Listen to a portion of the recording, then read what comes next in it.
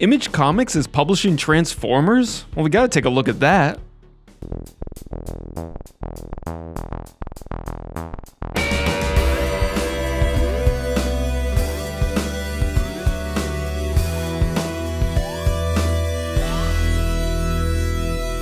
Hey comic fans, and welcome back to Dangerous Comics. I'm your host, Dane Georges, and today we're looking at Transformers by Daniel Warren Johnson, Mike Spicer, and Rus Wooton. Now this is the Transformers series that recently started being published by Image Comics after it being published for years by IDW. This started with a new #1 back in 2023, but what originally grabbed my attention with this series was Daniel Warren Johnson. I've been a big fan of his for a while. Some of his titles that you might be familiar with are Beta Ray Bill, one of my favorites, Murder Falcon, or his most recent independent series, Do a Power Bomb. I think what makes him such a good choice for Transformers is Daniel Warren Johnson's ability to do amazing action and dynamic movement. I think that's really on display with his series Do a Power Bomb, which is all about his love of wrestling and WWE and kind of like using some of those moves and finding how you can kind of capture some of that action really well in a comic panel. I think what comics can accomplish really well is the ability to like grab a moment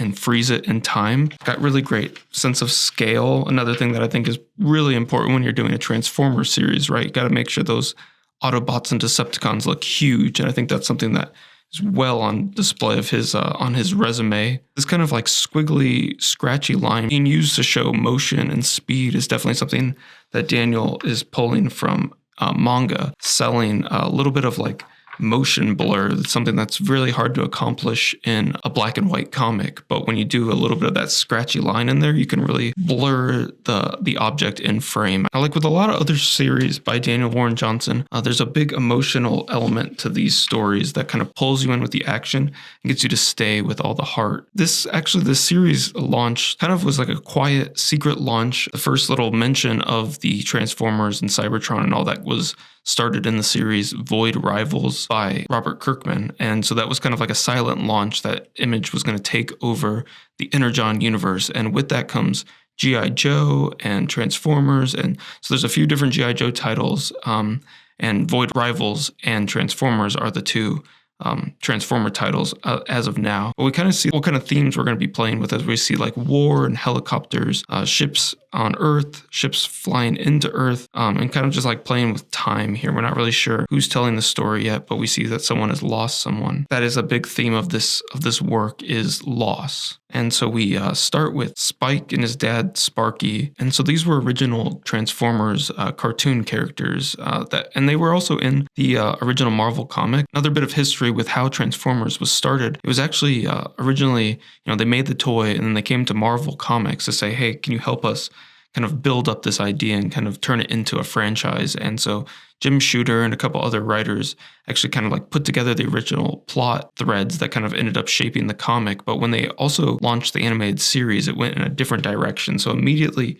you kind of had two conflicting storylines going on, like right off the bat, in the comic and in the cartoon. So he's bringing these timelines together, kind of telling a one cohesive story that kind of fits a little bit more with like the canon. It feels familiar, feels a little nostalgic, but he's putting a new twist on it, new coat of paint, if you will. And we see that Sparky is at the bar kind of dealing with some stuff. And he's hitting the bottle kind of hard. And his son comes up looking for him, wakes him up, and we see that he's got to get to work. Spike's a little concerned of how he's going to get to work, but his friend Davey comes, picks him up, and then we see his friend Carly out there waiting for him. And she's got this awesome van with like airbrushed art over the sides. Like got a wizard, a dragon, a castle in the background, some awesome lightning. Daniel Warren Johnson also drew something very similar for a character in Murder Falcon. So I always love when artists kind of draw something at a smaller scale and you see the like simplified shapes. Daniel Warren Johnson has a really great way of like packing this all in. There's a lot of panels here, lots being told, but he's still kind of like pulling out single beats of like just like a single word balloon,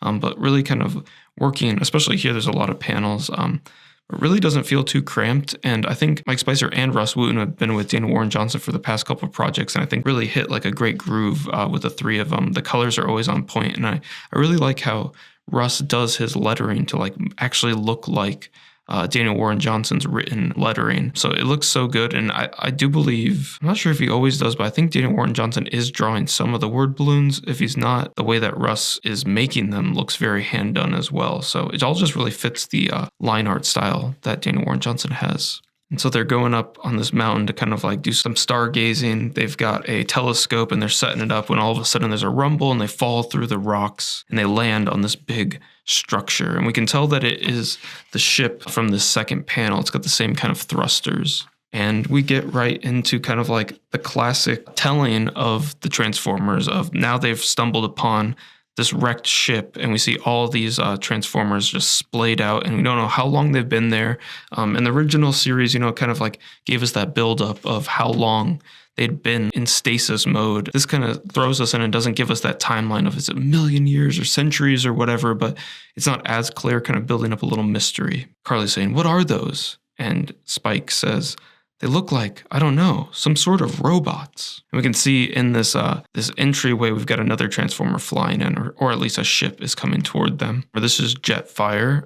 So they transform, and we learn that Jetfire made the earthquake that caused Spike and Carly to fall into this ship. And he says, "But I only had just enough energon to trigger the earthquake and reveal yourselves to me." And then he inserts this chip. He says, "Until the day that we can gather enough energy to return, I have found you new forms, ones that the creatures of this earth will find familiar." A lot of this is familiar, right? Like a lot of this is very similar to the original telling. So he starts the machine and starts to reassemble these Transformers.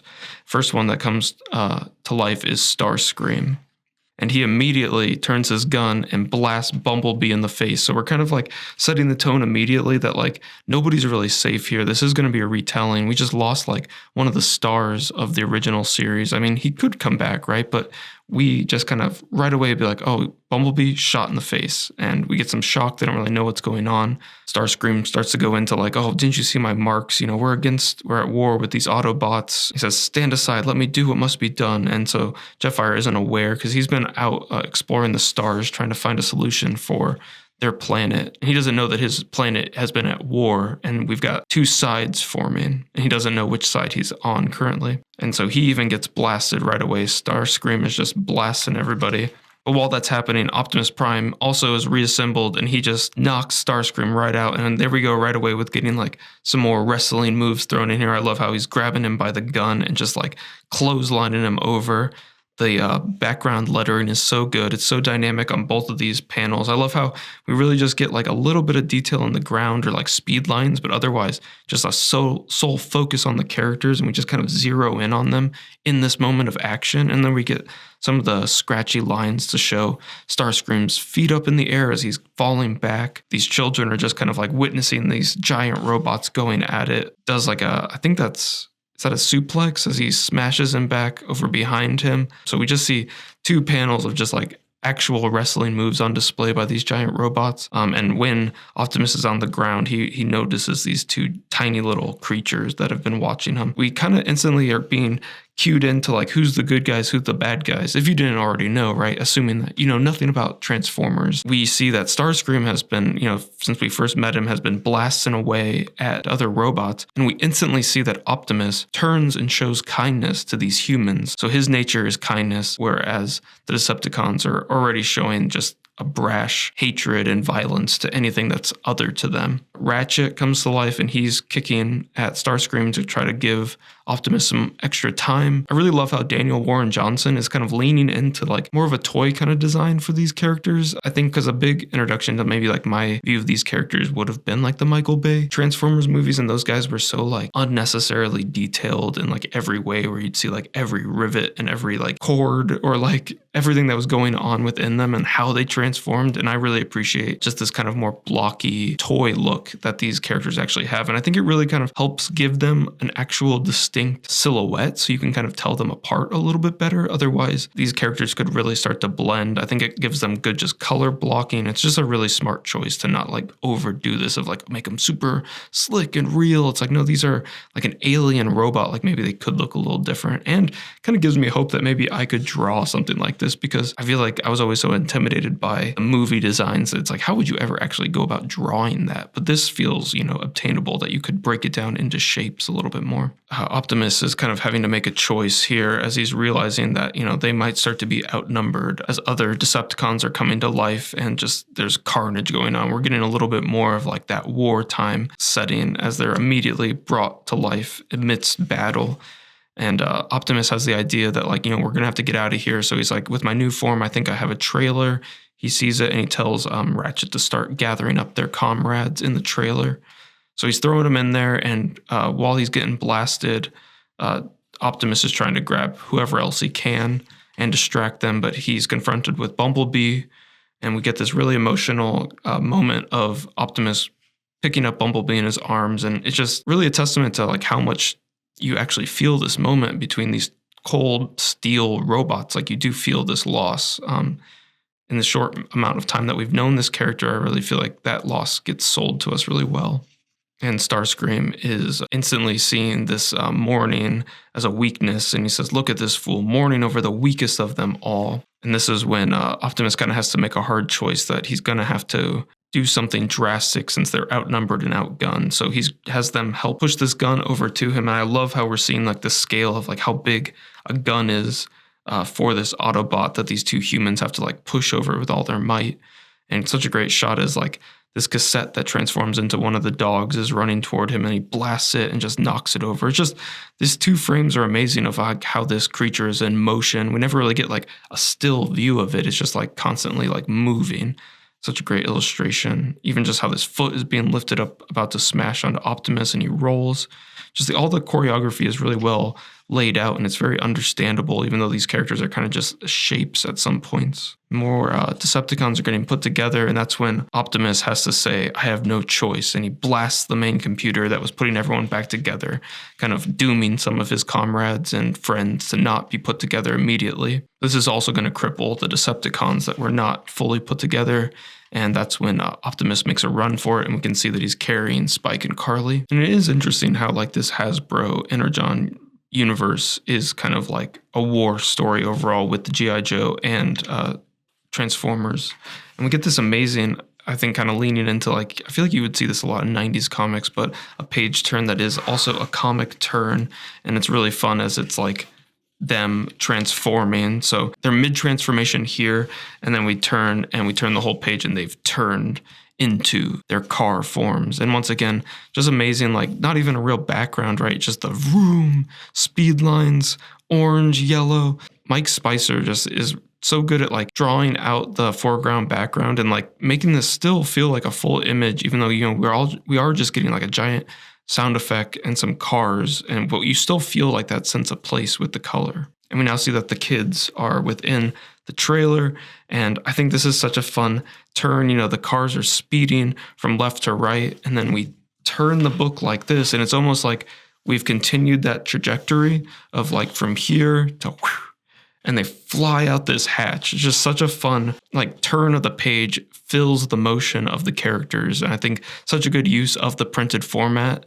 I think you would lose that when it would be in digital and other stuff. I think that's just such a cool, so fun. You really feel that movement and that action. We're getting, the Autobots are all cars so far, I think, with this team at least, and the Decepticons are planes. So they're having a little bit of harder time getting away from them. But lucky for them, everyone is running really low on Energon, so the bad guys aren't going to follow them very far. They're going to kind of have to turn back. They go to the quarry. Spike is saying, Jimmy and I used to sneak out here and mess with the abandoned equipment. It made for a great hiding place. This is the first mention of Jimmy. We don't learn exactly who Jimmy is, but we definitely feel his absence. And I think in a quarry, in something that is a dug up hole, we actually are feeling the hole of loss, as like everyone here has lost somebody, is kind of like different now than they were before. And so we also get the death of Jetfire here.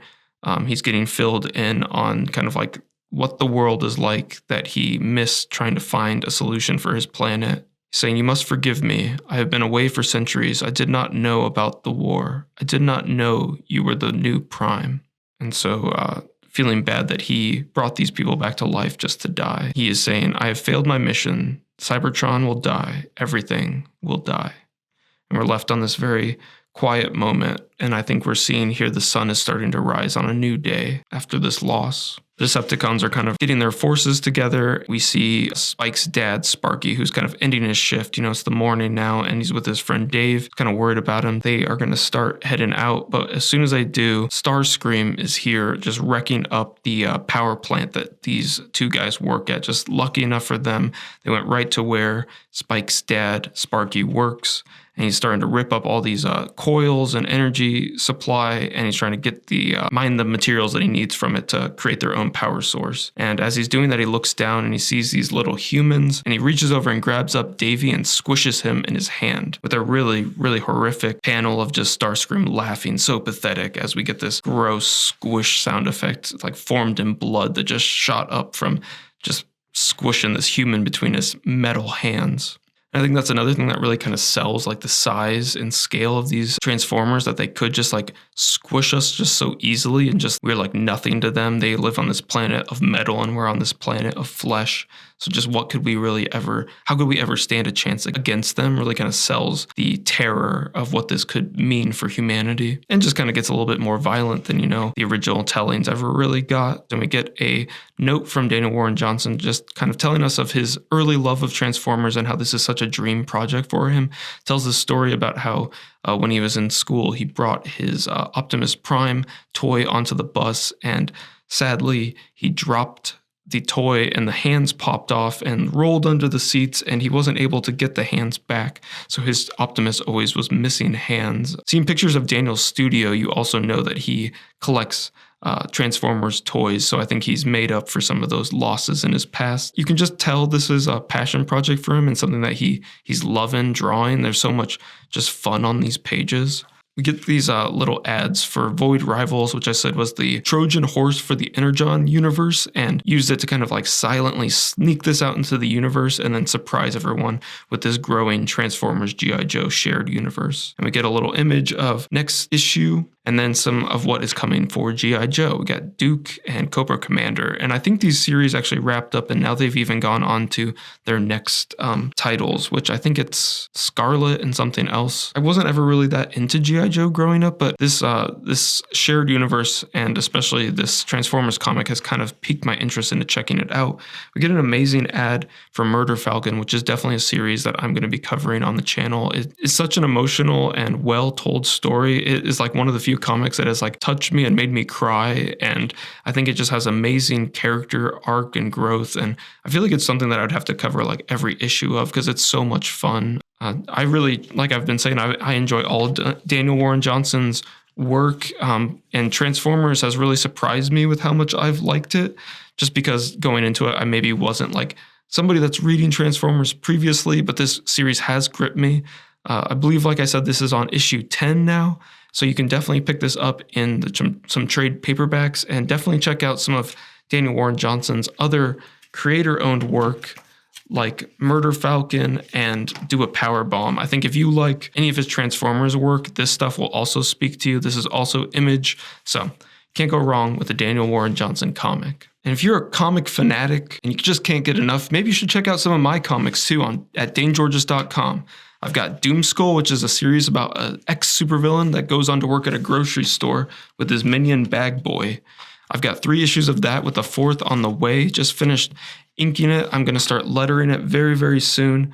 But fun series that I started back in 2016, and I'm having a lot of fun seeing where the characters take me. You can also find some of my zines like Jiggly-Bub, which is about a piece of gum that God spits out, Sleepless Sights, which is about a guy waking up and his cat escapes from his apartment and he has to chase him all over, and The Passenger, which is about picking up a hitchhiker, which can't go well. And last but not least is my series X-Ray. This is a collection of my 4-panel webcomics that I would post on Webtoons, Instagram, and Tapastic. You can find all this and more at DaneGeorges.com, which is linked in the description below. Thanks so much for checking out this episode. If you like this and you want some more, I post a new episode every Wednesday, so don't forget to hit that like button or subscribe, and hit that bell if you want to make sure you get notified every time I post a new video. Until next Wednesday, remember to think and read dangerously.